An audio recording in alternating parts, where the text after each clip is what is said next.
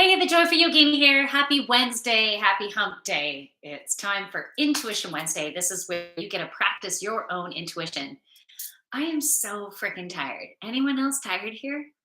We've been having some overcast weather for maybe, I don't know, maybe 4 days. So no sunshine. It's been rainy, kind of blah. And I can usually find the goodness out of each day because I go out and I walk the dogs. I'm out in nature. No matter what the weather, I can find an appreciation. But this is like sucking the energy out of me. I had my power yoga this morning and then I had a chair yoga. And for my power yoga, I was I just wanted to fall asleep on the mat. Like, oh hey Sohail. Luckily, I only had one student who could make it for the power yoga, and she was fine with having more of a chill flow type of yoga. So, thank freaking God. And then when I got to my chair yoga, I started at the end during Shavasana. I started to get us to deepen our breath, connecting in with our physical body again, getting ready to end the class. And then I fell asleep. I just like zoned right out. Wasn't for a long time. And I'm like, oh, wait, I should be wrapping this up. Let's, yeah. So I'm being really affected by the weather right now. Oh, I want to see what that says, Sohail. So, anyone else feeling? Oh, I want to see what that says, Punk. Yes, I remembered you. You have a different username though. Okay, Punk Rock Lobster. I need to run my intuition. I get it mixed up with other thoughts and feelings. Hey, and that's normal. Yeah, sometimes it's confusing to try to decipher between what's intuition and then what are your own thoughts that are just being thrown in there. And one of the key things to think about is when you're having an intuitive thought, it's coming from source energy, and source is pure love, pure light. There's no fear, there's no anxiety or stress. So when the thoughts come in that just feel gentle and loving, and those are intuitive thoughts that are coming in. And at least the way you can compare it to some of those fear based thoughts. So we can practice that and we can use our five senses to tune into the card. So I'm going to choose, I keep on wanting to bring out my Archangel deck. I'm pretty sure I brought these out on Monday too, but I've been wanting to, they're wanting to come out again. Maybe there'll be other cards that I'm drawn to pulling, but we'll see. How to reduce stress. Most of the time I have stress because of overthinking. Yes. Well, doing any type of meditation, breathing, helping you to disconnect from your thoughts. It's not a pill that you take, right? It takes practice. You have to use a tool to get out of your head. Use a tool to get out of your head. I was drawn to saying that twice for some reason. So my energy's a little low today. And I'm actually having a coffee. I'm really wanting to, I didn't used to have coffee in the mornings, and I love the feeling of it. I like the taste of it. But I had decided, I'm like, let's just switch over to green tea. And but today, with the way I'm feeling, I'm like, no, I'm gonna make a coffee. I also have to teach aquafit this afternoon. So I need a little pick me up. Okay, so what does that say? Think. Okay, that's helpful. Good. So let's see how this goes. So I'm going to pull cards. So this is a collective read, and one or more cards will have a message for you. And so you can use your intuition to, first of all, determine which cards have a message for you. Once you pull those cards or choose those cards, then I'll do the reveal of all the cards. And then you can use your intuition of which ones actually resonate. Be open to the cards that maybe you didn't choose, be open to the cards that you did choose, and really see how it feels in your body. Now, I'm an empath, so I'm always about the feeling. But maybe you tune in, maybe you have a stronger intuition with one of your other clairs. So we'll be practicing all of our clairs. Okay, so 4 cards. They're all identical, right? All, oh, I thought I showed you the front. Where the backs of them are identical. And that's what you're going to be looking at first. And then I'm going to reveal the cards one at a time. What does that say? Chewy is helpful too. Hey, Disco. Yeah, he is. He is in Shavasana right now. I'm going to turn you so you can see Chewy. There he is with his dirty paws because I took him for a walk and you can only get so much of it off with a towel right after the walk. Okay, so here is the back of the first card. This is card number 1. And so you can see, first of all, just by looking at the back of the card, see if you're drawn to a certain area of the card. What does the card look like? Do you get a feel from looking at the card? Are you drawn to a certain section of the card, a certain color of the card? And then when you're ready, you can close your eyes. Because I find when you close your eyes, you can tune in a little bit deeper. So Hale, I want to see what that says. You have a card shuffling skill. Should I rate that on my resume? So once your eyes are closed, you can use your other senses. So you can see where you feel the energy of the card in your body. What does the energy feel like? What's the consistency of the energy? Does it uplift? Does it excite? Does it create heaviness? Does it create confusion? What's coming in? This is weird. Like almost, what is the texture of the energy? Do you get a smell or a taste or an emotion or any thoughts that might pop into your head? Be open to everything. Don't judge it. And then you can write it in the comments. You can write card number 1, this is what I got. And if you didn't get anything, then maybe that's an indication that this card isn't for you. Or you can be specific and say, if this card has a message for me, give me a sign, such as green means go and red means stop. It doesn't have a message. So maybe a thought comes in that's associated with something green, right? Or a thought comes in that is red, like a stop sign. So you can also use that type of technique. So that's card number 1. You can let me know in the comments if you got any type of indication as to whether card number 1 had a message for you. Otherwise, I'm going to move to card number 2. So again, it looks identical. The energy is very different though.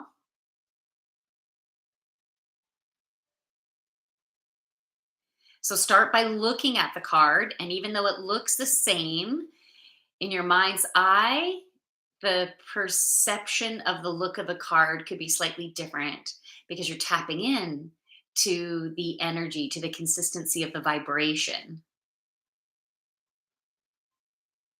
Each of these cards have their own unique vibration associated with the message that is with the card. And there's healing associated with the cards as well, creating shifts within our bodies, physically, mentally, emotionally, and spiritually. So if you haven't yet closed your eyes, you can close your eyes now and see where you feel the energy of this card in your body.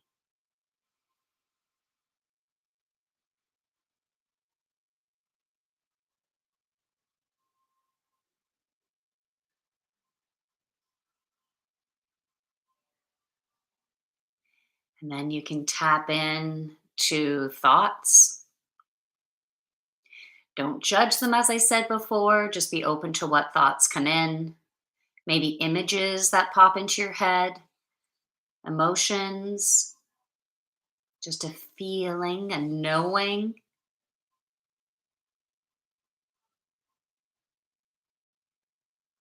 A quality. All right, so that's card number 2. If I wasn't drinking coffee, I might have been able to fall asleep during that. Okay, so that's card number 2. Well, I'm going to see what that says, and then I'm going to go to card number 3. Okay, punk rock lobster. Paying close attention. This one does seem different, feeling more uplifting. Very cool. Okay, awesome. Yeah, so trust in that.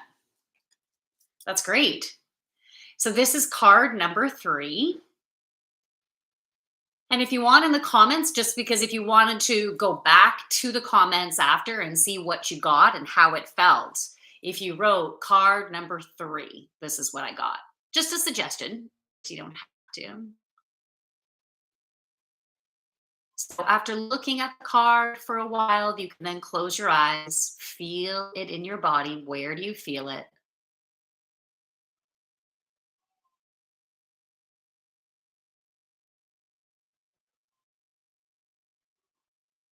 Good. Pay attention to the thoughts and emotions. And when I reveal each of the cards, I'll channel whatever messages want to come through along with the message that's on the card. We'll go a little deeper. This is not going to be a long stream. I have a lot of things that I need to accomplish today, trying to squeeze it all in before I need to have a nap. And I don't know if I have time for a nap, but I want a nap. All right, so that's card number 3. This is the final card, card number 4. Again, it looks the same.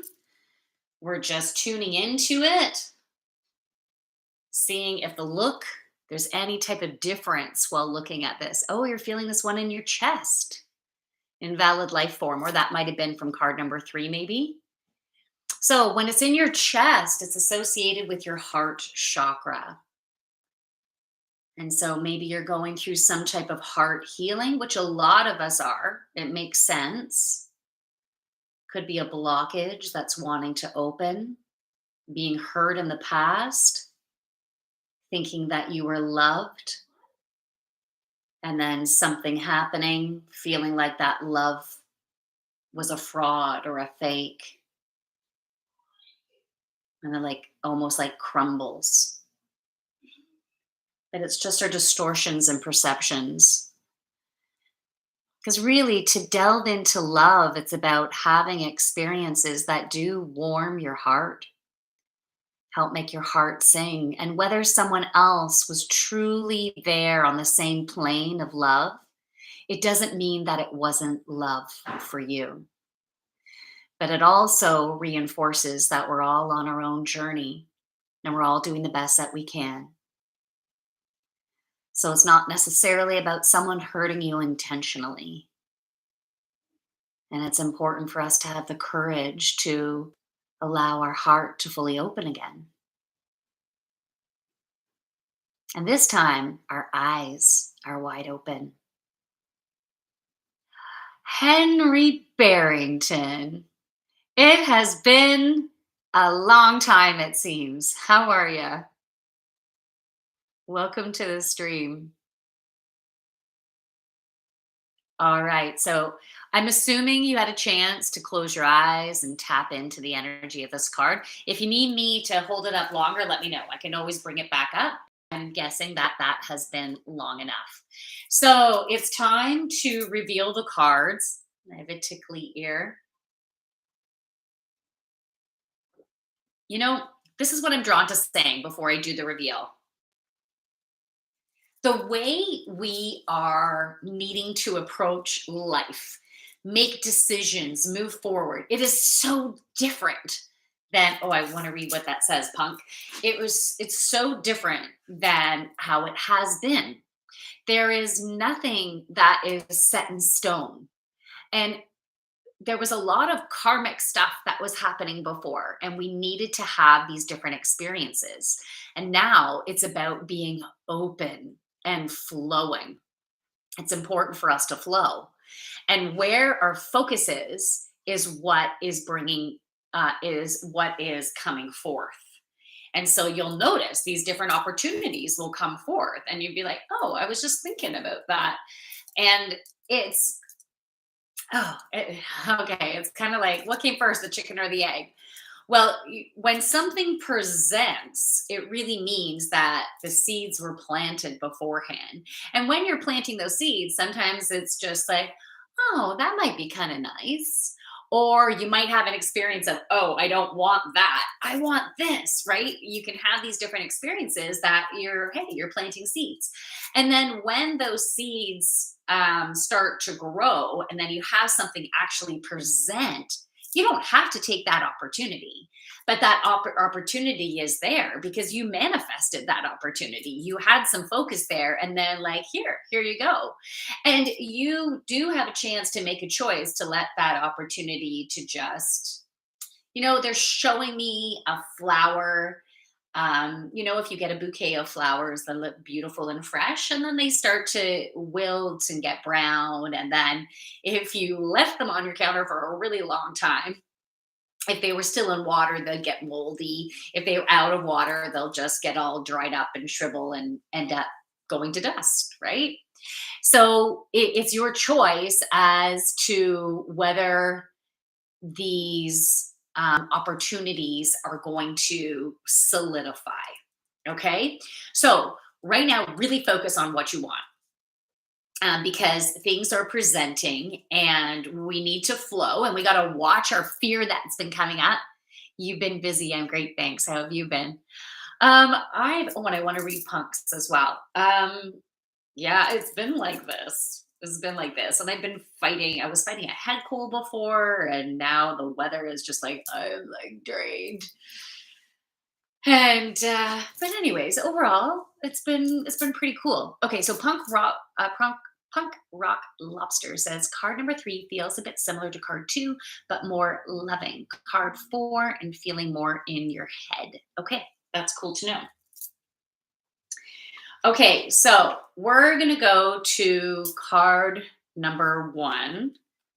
I feel like there's more that wants to come out before I reveal card number 1. Oh yeah, I was saying watch the fears, because the fears are evidence of old patterns of thought. And when you step through them, you can have some amazing experiences that you didn't think possible. But when you fear about how other people might judge you for wanting to have that experience and moving ahead, and oh, you're setting the energy. Thank you, Henry. I could totally use that today. Totally. Yeah, I need extra energy. Um, yeah, then you can have unbelievable experiences, and some of which can be life changing in the way you're moving forward.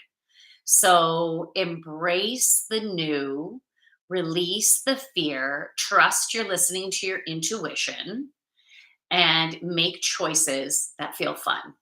Okay, the first card number 1 is spiritual understanding, Archangel Raziel.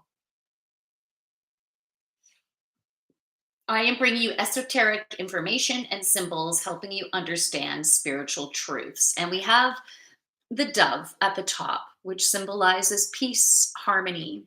So, what's coming through about the spiritual truths is that the universe wants to have our back, right? As long as we're flowing with it and trusting and listen to our intuition and moving forward despite fear, releasing the fear and moving forward, we can have more peace and love and harmony and openness and expansiveness and seeing all the opportunities and being open to the opportunities that want to present. When we get into that fear place and have those thoughts wrapped around the fear and too much to do and can I get this all done, and when we get into that place, it creates constriction and we want openness. And even just looking at the symbol that's at the top of the card there, it is very expansive. It just keeps on opening and growing. It's as if there's like a flower in the center with like a generator, a beautiful energy. So when you are in that, and I want to read what those say, when you're in that place of trust and faith and like, yeah, I've got this. I can take on the world. And so I'm not going to be perfect. So I might stumble.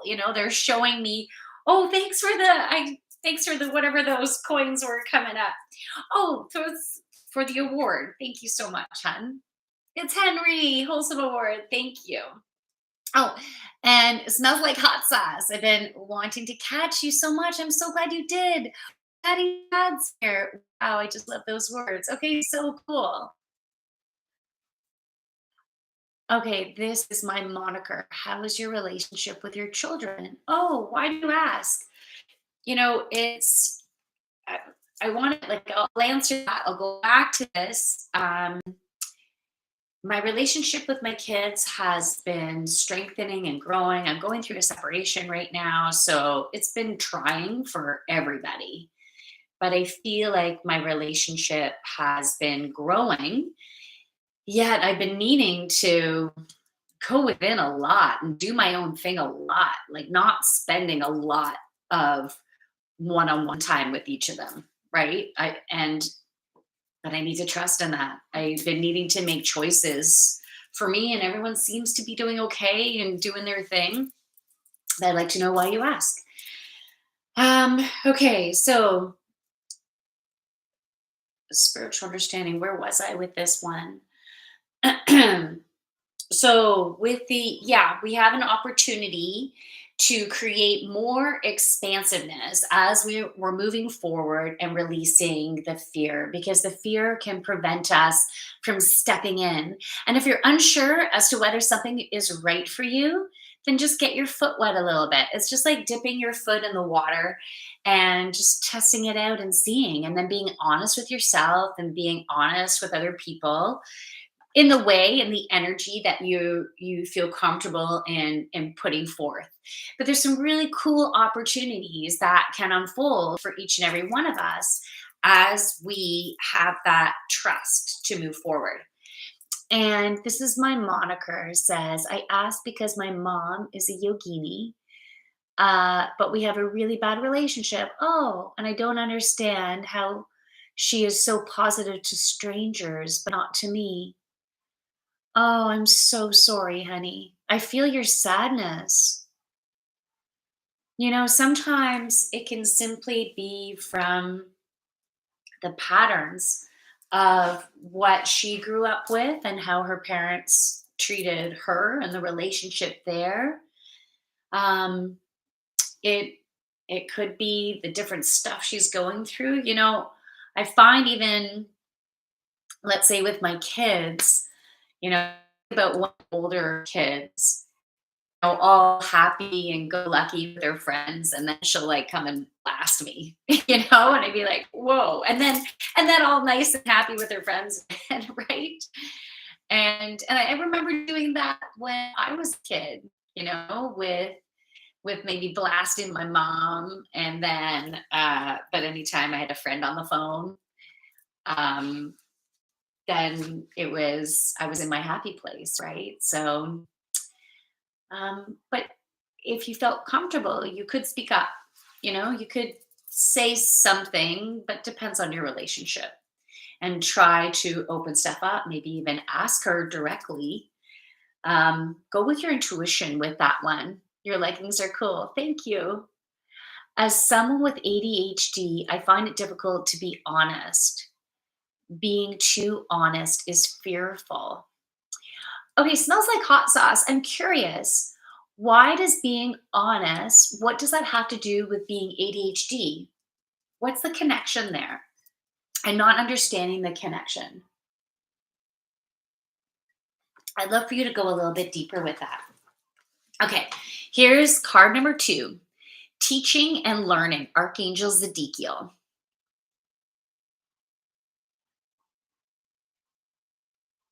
We're going through some big learnings right now, and sometimes you're going to be the teacher, and not that you're necessarily getting paid as a teacher or anything like that.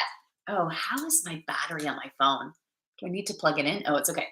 And then other times you're being the student. So watching the ego filter, because the ego, when someone wants to teach you something, sometimes we can shut down because, like, we know that we're good enough, like sometimes that can come up. So trying to keep that ego filter out of the way and giving everything an opportunity, as being an opportunity to grow and to learn, right? And I feel like every single relationship, all the different connections that we've been having, are creating opportunities to learn and opportunities for you to see what's right for you and what's not right for you.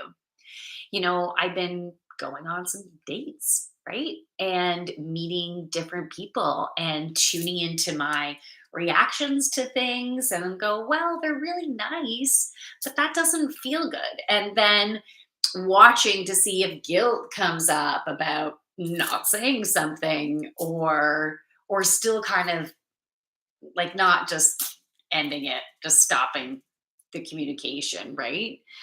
So that's been a really interesting learning, and also the learning and embracing all these different people that you connect with throughout your day, right? Whether it's through DMs, whether it's through work, whether it's through neighbors, in the community and being out in the community and stuff like that. And there's so many different things that we can learn from our experiences, from each other, and to trust that intuition when you feel like you get this thought about sharing something with someone and you don't feel like you're in a place of judgment. Oh, you shouldn't do that, right? Because if you're in the place of judgment, then that ego filter is up. But if you're just like, oh, I feel like I'm supposed to share something like that, then trust in that. And sometimes when that comes up, I might say to someone, say, okay, I'm drawn to sharing this, but if it doesn't resonate with you, it doesn't feel right, just totally let it go, let it fly, let it sit. And then I'll say it. And then when I do trust in that, what usually happens is the person is like, I totally needed to hear that. Thank you. So having that trust that those thoughts that are not coming from a place of judgment is part of your intuition. So it's about having the courage to share that. Okay, so smells like hot sauce says I get distracted easily and maybe overthink things at times, and I'm getting better at it. Yeah, absolutely. You're getting better at stuff every single day. So being honest with someone, um, I'm still feeling a disconnect about being distracted. So, is it because your thought processes get jumbled when you share something? Is that what it is? Because because you're getting better at it, which is great, which is a really good sign. Even practicing with some breathing to center yourself, to ground yourself, to create focus. And what could also help is writing it out. If you really want to share something beforehand, but you have these thoughts that could, maybe you can even write it out. So you're sitting, you're having that focus physically by, let's say, writing with a pen and paper or even typing it, whatever you feel best with. That could be a way in bringing it to that physical place. Because being ADHD, I find the more active you can be with your body, the more grounded you can be, adding that movement in there. But you can let me know if that actually resonates for you. Because if it doesn't, then you can let that go too. Okay, Henry Barrington says, Yogini, I'm doing a 1 week, no processed, no no, no booze again before I go on holiday. Nice. Awesome. Because that, I think it was 30 days before, right? But you ended up extending it. I think it went a lot longer than that. It seemed to have been a good balance for you. That's awesome. And then what does that say? Yes, there are a lot of thoughts that pop up because of my distracted mind. Okay. And that's okay. It's good that you embrace that about yourself, right? It's the way you work. And a lot of ADHD people are actually pretty brilliant, right? They can be geniuses in their own way. So just embrace all that. It's not being broken, it's being different. So it's finding the way to make it work for you because, yeah, being open and honest and communicating your truth is important. So it's about finding the way to do that that will work for you. Okay, so that was card number 2. Card number 3 is angel therapy. If I recall, someone said card number 3, they felt it in their heart, but I wasn't positive if it was card number 3 or card number 4. So Archangel Raphael, give your cares and worries to us angels and allow us to take your burdens. So, do you guys get stressed, anxious, feel like you got too much on your plate, don't know how to deal with it all? Have the fear coming up if you know how to even address something in the first place? Only when I'm moving do the thoughts slow down. Yeah. Oh, you said, I like that. I love movement. So I will write my thoughts on my hikes or activity I'm doing. Absolutely. And if you're doing it on your hikes, maybe you're doing it by voice to text, right? You can do that. Be walking, voice to text, get your thoughts out. And then you can take that and then send it after. And that will help you